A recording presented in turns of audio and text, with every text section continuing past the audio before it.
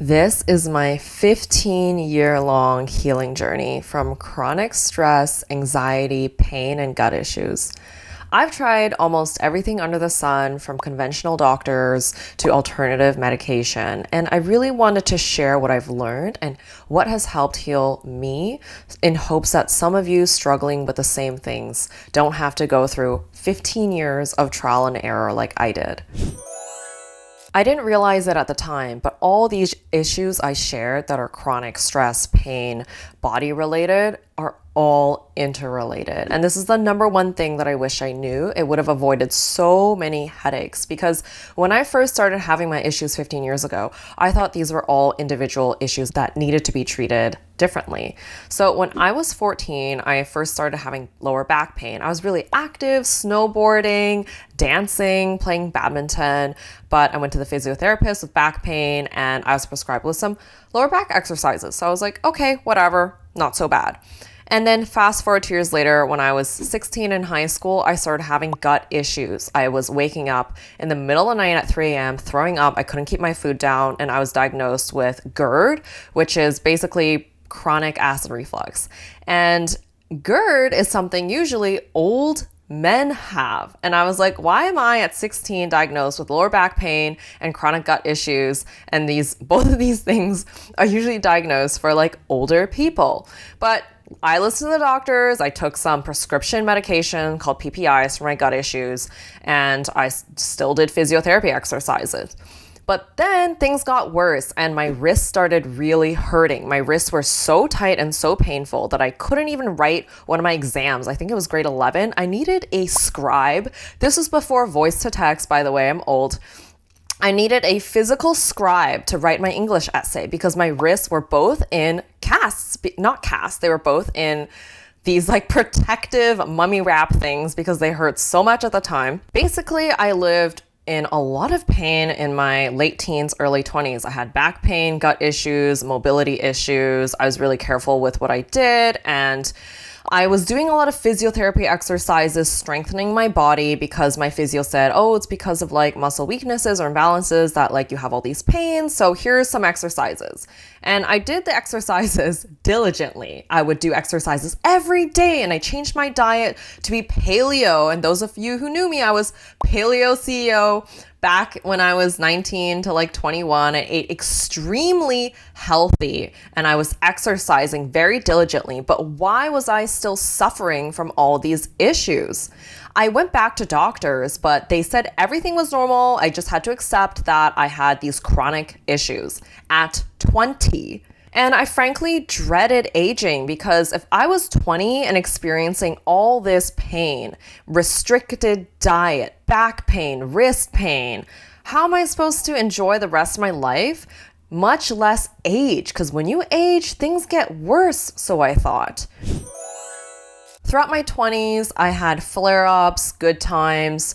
Sometimes I had no back pain, no gut issues, or both would come back aggressively at the same time, usually coinciding with some type of large stressor in my life, like moving cities, job searching, breakups, etc. Now, fast forward to 2 years ago, I was at the lowest point of my entire chronic pain, stress journey.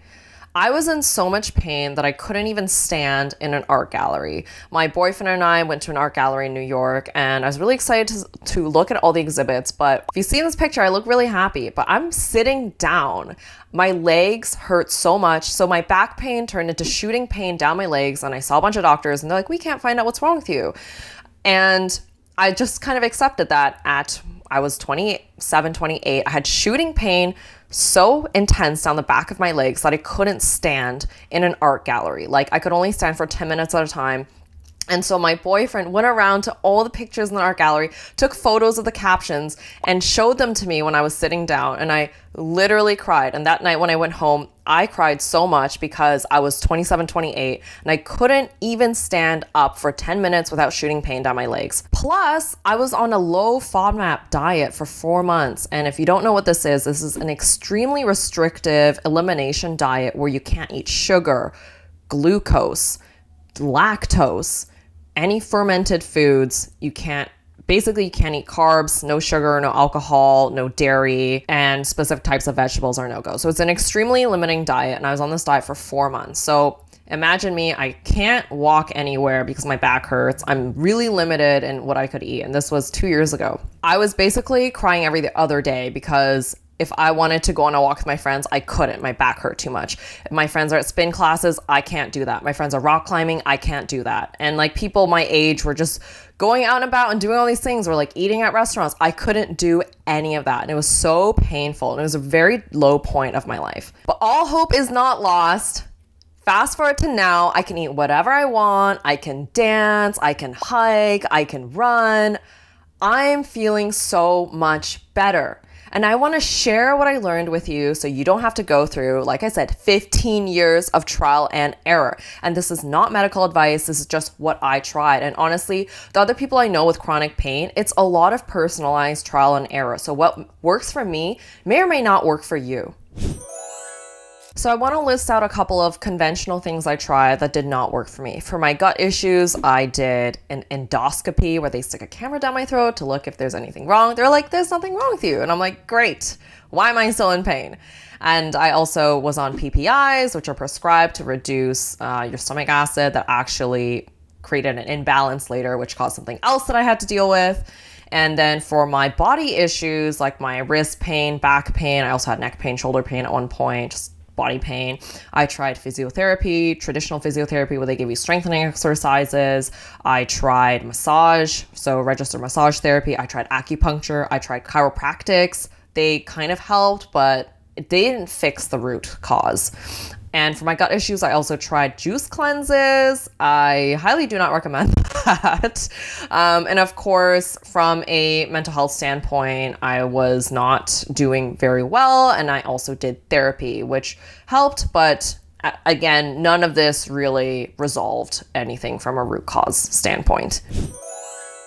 I debated recording this video for a really long time and sharing my story because, again, this is not professional medical advice and everyone is different. So what works for me may or may not work for you, but I really hope that this gives some people struggling with similar issues some hope that there is a hope at the end of the day. So when all conventional paths like doctors failed me, I decided to do a little bit of research on myself. This is when I discovered reading, and I read 3 books that really changed my perspective on my chronic illness, pain, anxiety, etc. So I read When the Body Says No and The Myth of Normal by Dr. Gabor Mate. He is a Canadian doctor who has years of experience dealing with trauma, addiction. And at first I was skeptical, like what, I'm not traumatized.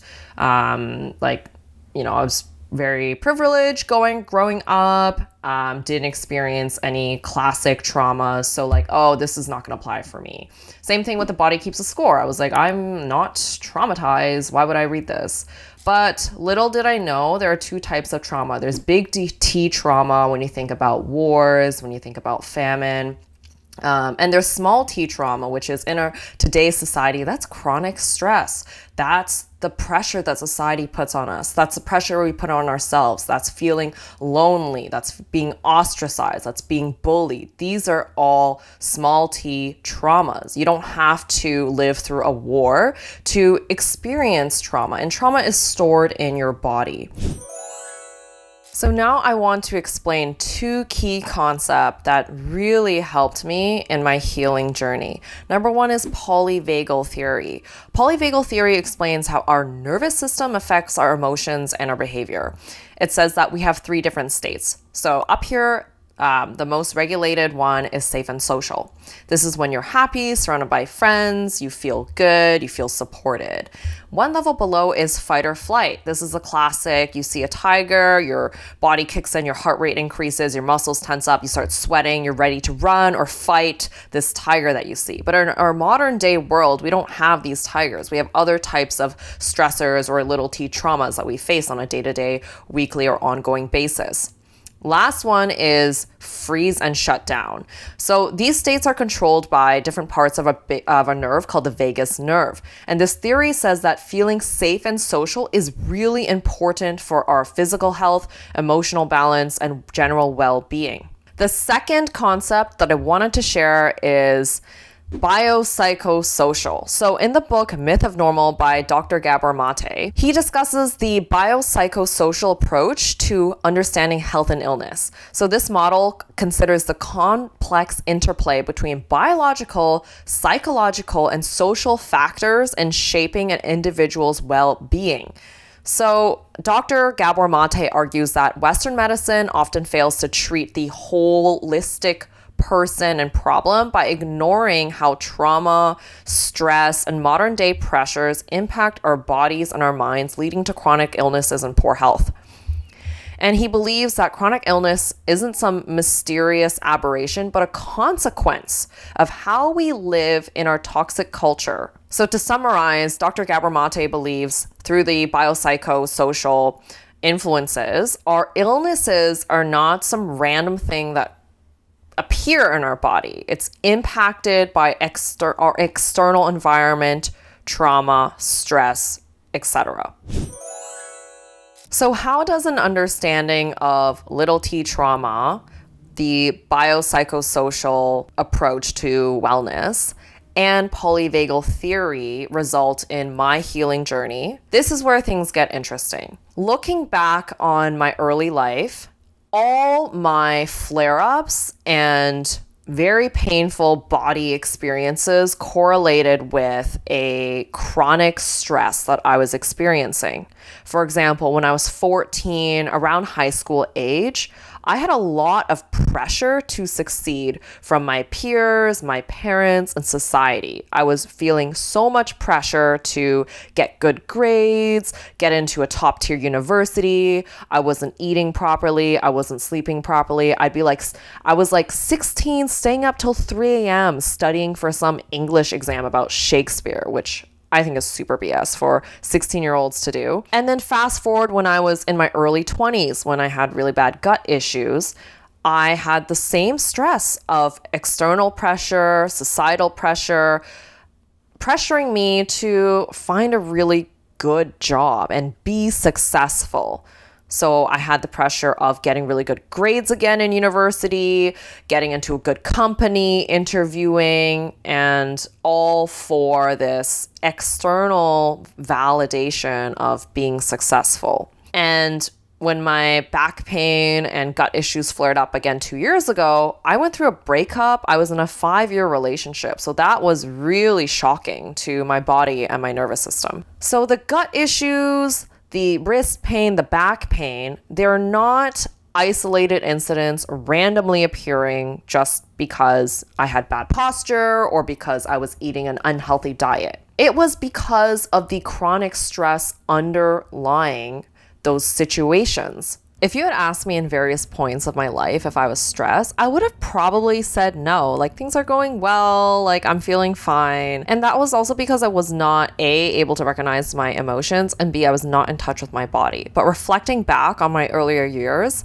let me read you all the stressors I had in university alone. Back then, I would have just said like, yeah, it's hard to find a job or like get good grades. But actually looking back at my university years, I had a lot of stressors. I had finding a job, that was a stressor, relationships, situationships, toxic friendships, too many extracurriculars. I didn't have enough time to sleep and eat properly. And there was summer that I was living at home and just crying every day because I hated living at home. I didn't really have friends in my hometown, and it was my first time working a 9-to-5 and I hated it. And then in the periods of my life that I wasn't experiencing chronic illness in university, what was happening? I had a very social summer. One of the years of my university, I was living with all amazing friends. We do activities every weekend, have so much fun together. And then I had less stress on succeeding academically after I found a job earlier on in university that was like, we'll hire you after you graduate.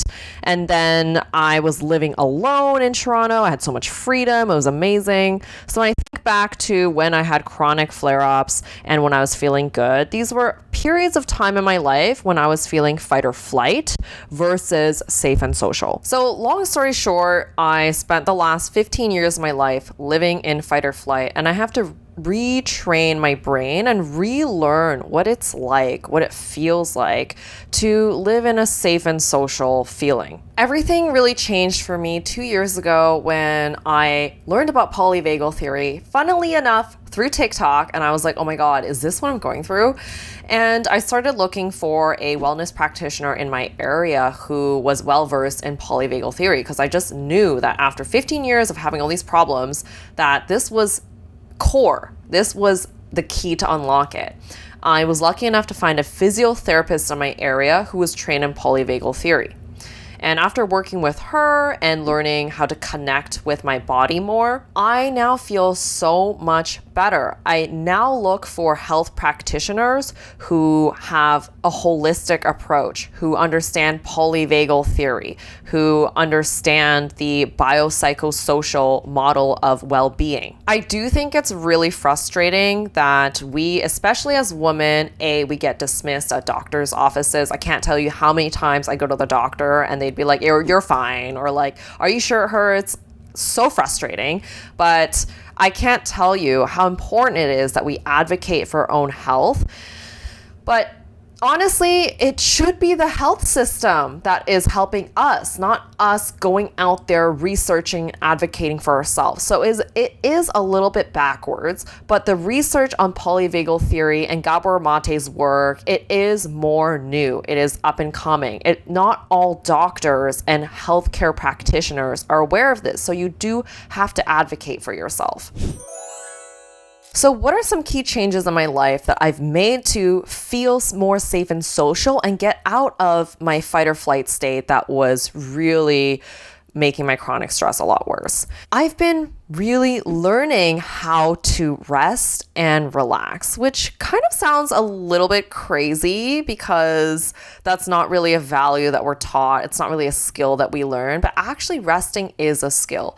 Learning how to prioritize your rest, connecting with your body, and understanding how to rest, it is a skill. I actually paid for a $600 course last year on the different types of rest. I'll make another video about that in another day. Comment below if you're interested in it. A couple things that I like to do now is make sure I have time to sleep, prioritize my sleep, say no to activities that are really late. If I'm hanging out with friends and they're still hanging out at 11, but I want to leave, I'm going to leave early. I'm going to leave at like 10 or something.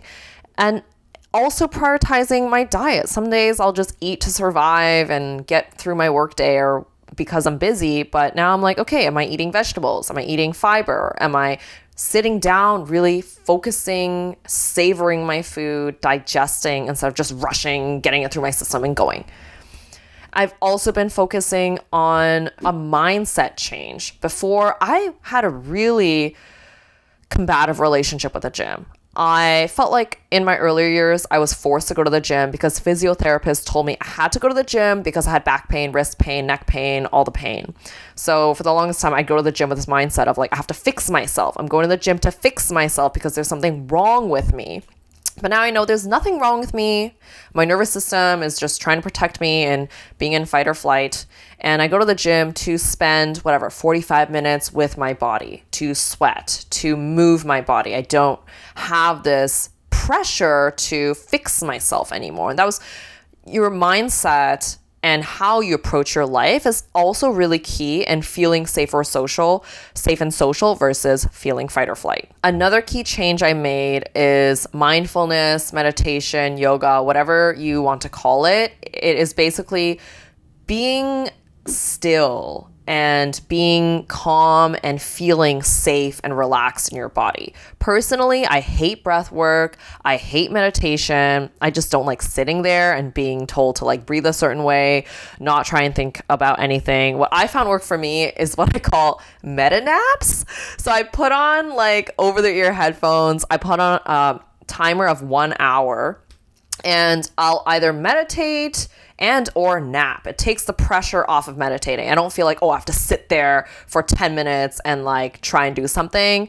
I'm like, okay, I can meditate if I feel like it, but if I'm really tired today, maybe I'll transition to a nap, etc. And last, what really worked for me is affirmations. And I want to make another video more in depth about this, but what you think is what your brain thinks is real. So if you have thoughts that are like, oh, I can't do this because my back hurts, or I can't eat anything, I'm in so much pain. These fearful thoughts reaffirm to your fight or flight that you are not safe, you're in danger. So the more fight or flight thoughts you have, the more it reinforces your nervous system state of fight or flight. So how do you combat this? And that's with affirmations. I am now telling myself, I am safe. I am strong. I flow through life with ease. There's a bunch of information about affirmations that I want to share later, but affirmations really help you in a free, easy, anywhere to access way to shift your mindset that can be contributing to your nervous system state. I wanted to provide everyone struggling with some type of chronic stress or illness that there is hope. There is hope that you can feel better. I feel so much better now. There is nothing wrong with me, and I firmly believe there is nothing wrong with me. If this video encourages you or inspires you to go on your healing journey, let me know. If you have any questions, I'd be more than happy to answer them in the comments. Thank you so much for listening to my 15-year healing journey through chronic stress and pain. And if you think this video can help a friend, please share it with them. Thanks for watching. Bye.